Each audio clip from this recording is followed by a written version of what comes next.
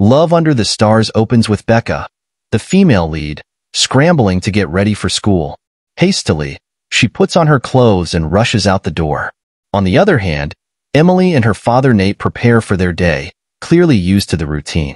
As they walk to Emily's school, her relationship with her father, who was recently widowed, is shown to be someone who is loving and strong.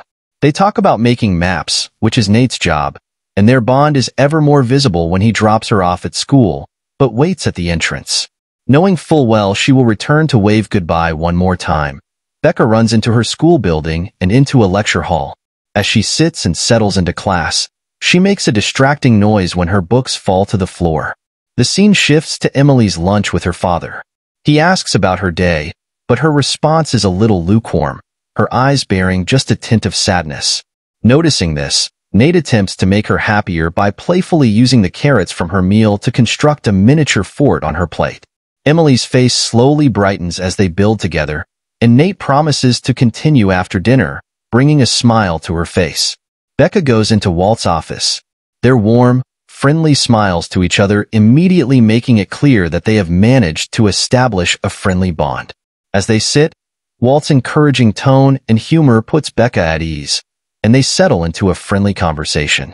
Walt encourages her to reach her true potential, reiterating the importance of finishing her thesis and graduating college to become part of the real world with real responsibilities. Walt gives her advice, encouraging her to select a topic that truly resonates with her, which is child psychology. Noting her interest, he offers to arrange a meeting with his niece Amy, who is a fourth-grade teacher. He suggests that Becca observe the class, relate with the students, and explore their world to find inspiration for her thesis. When Becca meets Amy, she is surprised by how welcoming she is. Amy, true to her kind and compassionate nature, agrees to let Becca help with her fourth-grade class, trusting in her uncle's judgment. With a kind smile, Amy assures Becca she is glad to have her around, confident that Walt would not recommend someone who wouldn't be a great fit for the class. On a field trip, she finds Emily totally focused on drawing a map of the surrounding area. With remarkable attention to detail, she is drawn to the child's creativity and difference, and they have a brief conversation that hints at a closer relationship in the making. In the next scene, Amber, Becca's friend and neighbor, gets to her house with a large bowl of macaroni and cheese, a recipe which she claims is her mother's. She complains about not seeing Becca around for a while. Becca explains that she'd been caught up with schoolwork. They sit to eat, and Amber hints that she knows Becca has only recently broken up with her boyfriend and might need comforting. Becca, though surprised, does not appear to be upset about the breakup when she speaks about it. Becca returns to the classroom, resuming her role as a teacher's assistant to Amy. During recess, she joins the children on the playground, effortlessly connecting with them as they play and laugh together. As she looks around the lively playground, her attention is drawn to Emily sitting alone on a bench. Curious, she asks discreetly about Emily from some of the other children. They inform her that Emily has not been remotely as chatty as she used to be since her mother's passing 2 years prior. Sympathetic, Becca meets Emily with a compassionate smile on her face when she asks how she is doing. As if on reflex, Emily states that she is fine. Becca, sensing this, starts a brief but meaningful conversation, and we see that despite their initial reserve, they seem to develop a mutual liking. Later, Becca meets with Walt to discuss the progress of her thesis. As they talk, she mentions Emily's situation, but dismisses the possibility of any inspiration. Walt, after listening thoughtfully, offers a simple but wise suggestion. She should write about something that she understands and relates to. During an active physical education class, Emily approaches Becca, a shy smile on her face. She asks Becca if she would like to join her for a playdate. Happy about the invitation, Becca gladly agrees. They agree on a time to meet at a local ice cream shop. As Becca walks to her college, she puts a call across to Walt to share the exciting news. She has been invited on a playdate by Emily after school, and she apparently is excited about it. Walt's warm response puts a smile on her face as she continues her stroll to school. The next day, when Becca arrives, Nate is surprised, clearly not expecting a 30-plus woman to be his daughter's new friend. Becca, recognizing the surprise on his face, quickly explains that she is a teacher's assistant. Putting Nate at ease, The three of them bond over a large bowl of ice cream with multiple flavors and discuss Becca's career choices. That night, distressed by a nightmare, Emily tosses and turns. Meanwhile, Becca lies awake with a smile drawn across her face as she stares at her ceiling. She reaches for her diary and begins to write as the scene fades. The next day, Becca, in typical fashion, is late to the elementary school. She finds Nate at the entrance, fully focused on drawing a map of the school for its website. With a smile, she meets him, offering to give him a tour of the school. Nate, noticing her flustered appearance, notes that she must be late, seeing as she is rushing into school. With a smile, she persuades him that her rush is simply an attempt to squeeze in some extra cardio. Nate is amused, but lets her give him the tour. As they walk from area to area, they find themselves in a room filled with art, where they have a conversation about her education and his work. Becca's interest in Nate becomes increasingly obvious as they talk as she leaves. Nate suggests another play date for Emily, although this time, his tone suggests that he might be looking for an excuse to spend time with her himself. She accepts the plan, the possibility of a flourishing connection between them. Becca and Nate enjoy a fun-filled day of playing miniature golf, with Becca showing off her impressive skills.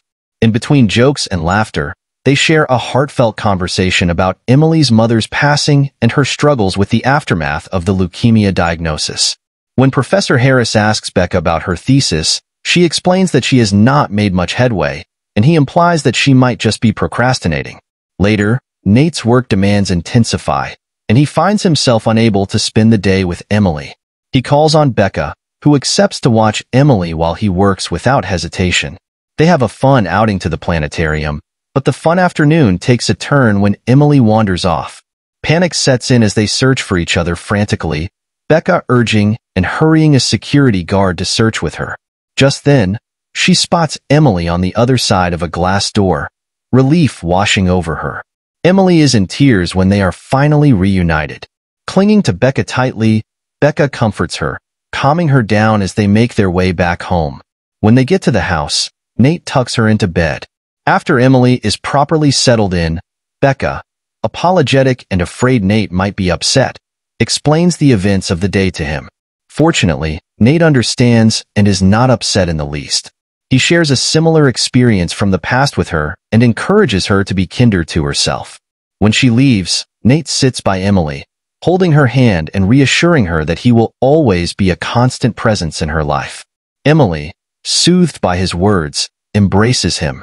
The next day, Becca is worried, afraid that she might have traumatized Emily when she lost her in the planetarium.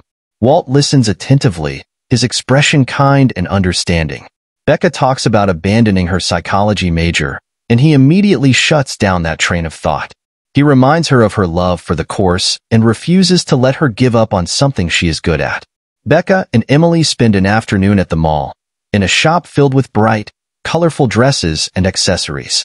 Emily is visibly excited when she requests a makeover, but Becca hesitates, afraid the little girl's desire for a transformation is as a result of insecurity. She tries to reassure her she is perfect just the way she is, but Emily manages to convince her, and soon they are both getting a makeover. As they get dressed, Emily shows Becca her late mother's favorite necklace, which she took from her father's closet without his permission. Becca encourages her to show it to Nate, and though he is initially upset, Becca gets him to see reason and understand why the necklace is so important to Emily, so he lets her keep it. When they return home, Emily excitedly takes Becca on a tour of their house, proudly showing her each room. They pause briefly to look at a framed photo of her mother, and Emily notes that the photograph is her favorite one. Next, they read a children's book on Emily's bed, and Becca is moved to tears. The story brings back memories of her own mother reading the same book to her when she was a child as well. At dinner, Emily invites Becca to come along with them on a trip to her grandparents' cabin outside town. Initially hesitant, she is won over by Emily's enthusiasm and persuasion.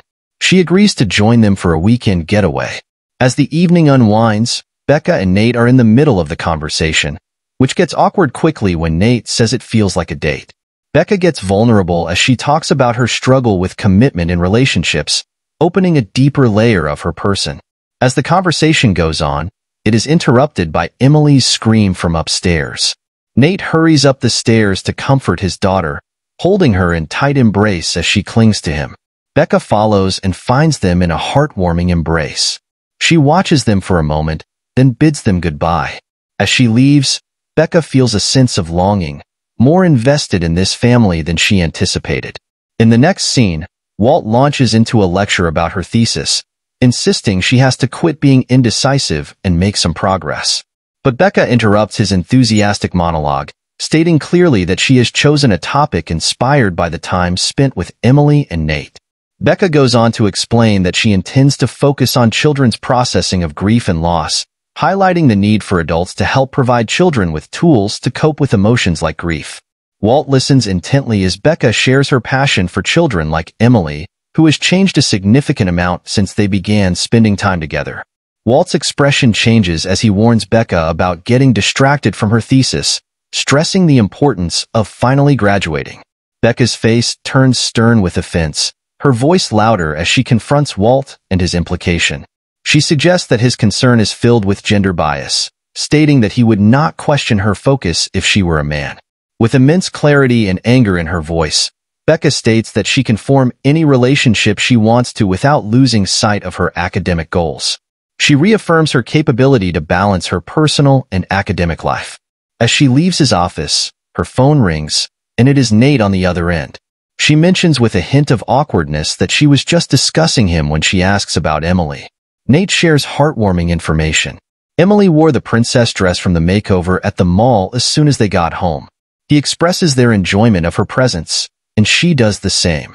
As they talk, Nate offers to return a jacket she left at his place, and they make plans to meet for dinner. But the second she hangs up and heads home, she panics. Suddenly, she is conscious of the mess that is her apartment, worried that Nate might think she is a messy person. Amber, who is present with her, attempts to calm her down, but she goes from soothing to surprised as she learns that Becca promised Nate a proper home-cooked meal, knowing she cannot cook. Amber points out that Amber never bothered about the state of her apartment with her previous boyfriends, asking why she now cares. Becca reveals her worry, explaining that she wants to impress Nate, a real man, unlike her previous boyfriends. She feels the need to show a well-put-together life and needs Amber's help. With urgency, she pleads with Amber to whip up something for them to eat. Nate arrives with a jacket, and they sit to enjoy the meal. As they eat, he asks if she made the meal, but she gives credit where it is due, acknowledging Amber's cooking. She later notes that their time together has revolved around food, prompting Nate to ask if she would like to do something else with him. Becca teases that it is a loaded question, but Nate suggests a simple movie date. As they stand in the kitchen after the meal, they open up about how stuck they both feel in their lives, unsure about how to take the first step. Becca uses a wise, but simple analogy about making maps, encouraging Nate to create his own path, to take initiative. He turns the analogy back on her, asking her to do the same, as Nate is about to leave. Becca leans in for a kiss, but Nate embraces her in a hug instead. They do not address the awkwardness in the moment, but Becca asks that he send her regards to Emily, a reminder of the connection they share because of his daughter.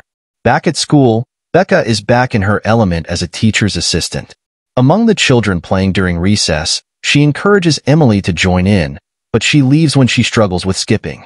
The scene shifts to Nate's parents' cabin. As they arrive, they are heartily welcomed. Nate carries out introductions, but his parents fondly insist on being called Graham and Pops. When they go in, Graham bombards Becca with questions, showing true interest in getting to know her. Nate tries to stop her, but Becca insists she is comfortable sharing. With an open heart, Becca tells stories about her family and her time as a child. She reveals that she grew up with her grandparents, never actually knowing her father, and losing her mother at the young age of 7. They all listen attentively, sympathy etched in their expressions. Emily runs into the living room, excitedly sharing all the fun activities they can do together. She says a few interesting facts about space, which Becca recognizes from their recent, eventful trip to the planetarium. Nate shows Becca to her room, which used to be his when he was way younger. He shows her a sketchbook filled with drawings of intricate mazes and shapes. Later that evening, Nate and Becca leave for a walk after she assures Emily she will be back in time. And they gaze at the stars together, looking for constellations. As they walk through the trees and up the hill, they chat about a pirate's treasure supposedly hidden somewhere nearby. Nate takes her further up the hill, through the trees, until they reach a breathtaking vantage point. The view is beautiful, and they find a wooden bench to sit on, sitting close together as they watch the sunset. As they sit in silence, leaning on each other, creating a sense of intimacy and connection, they kiss finally. They sit there, blissfully losing track of time as it grows dark. Their serene bubble bursts when they realize how late it is. They both rush back and are met with an upset Emily, her face etched with anger. She accuses her father of trying to take her friend from her, ignoring their attempts at explaining their lateness. The atmosphere goes from romantic to tense, highlighting the complexity of their relationships. Nate, seeing the hurt and anger in his daughter's eyes, decides quickly. He asks that they stop seeing each other after that weekend. He is equally upset because he thought that Emily would have a better understanding of his desire to build a romantic relationship with Becca. Regardless, he prioritizes his daughter's feelings. Becca, sad about the recent turn of events, stays quiet. Nate leaves to go speak to Emily, hoping to comfort and reassure her, leaving Becca alone with her thoughts. Back home in the city, the tension is obvious in Emily's unusual, bothered silence. Despite Becca's efforts at re-establishing a connection her in school, Emily remains uninterested and unwilling to participate in the class playtime. After school, Nate tries to cheer her up with some ice cream, but even that fails. As they walk back home, Emily talks about her late mother, and she asks if Nate misses her too. She adds that she misses Becca as well. In an unexpected turn, she suggests that Becca can be friends with both of them. She encourages Nate to invite her over for dinner the next day. When Becca comes over the next day, she apologizes once again for what happened. And as a peace offering, she shows Becca the new lights they set up in her bedroom, the project small star shapes all over the room. Becca tells her to picture her mother in the stars whenever she feels alone, because her mother is always going to be watching over her, even when she does not feel it. Becca sits at a desk working on her thesis when Nate's call interrupts her. Without hesitation, he tells her that with Emily's blessing, he has decided to ask her out on a date. They make plans for that night. And Emily helps Nate pick an outfit, while Amber does the same with Becca in her apartment.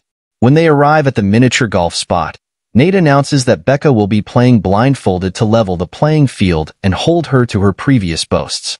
Despite the challenge, Becca manages to sink a hole in one. Nate is surprised, impressed by her skill.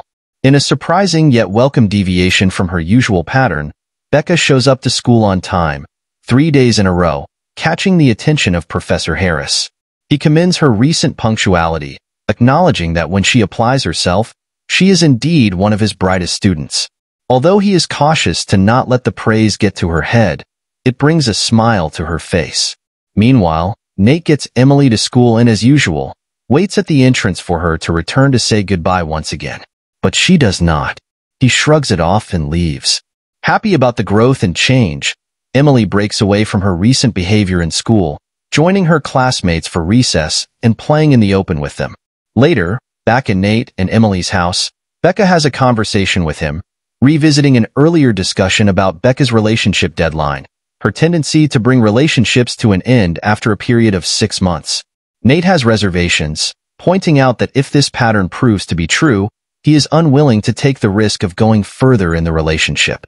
Just as the conversation goes further, Emily comes down the stairs, calling for Becca, interrupting the moment and shifting all the focus to her. When she goes upstairs with Emily, Nate gets up as well to pack up her book bag off the floor, but her books slip out onto the floor. He picks them up, finding her printed out copy of her thesis. The title intrigues him, and he reads through it.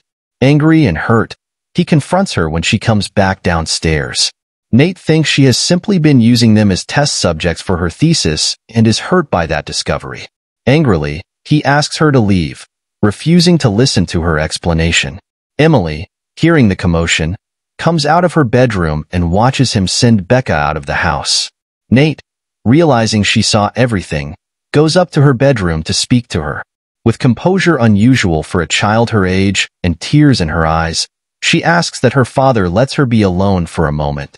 Becca, heartbroken and visibly in a depressive mood, unwilling to do anything, remains in her apartment. Amber tries without success to comfort her, but Walt comes to the apartment unannounced and unexpected, determined to get her back to work on her thesis and out of her gloom as soon as possible. He encourages her to finish the thesis and defend it, refusing to let her give up and not graduate as she should. Walt then visits Nate, persuading him to attend the thesis presentation.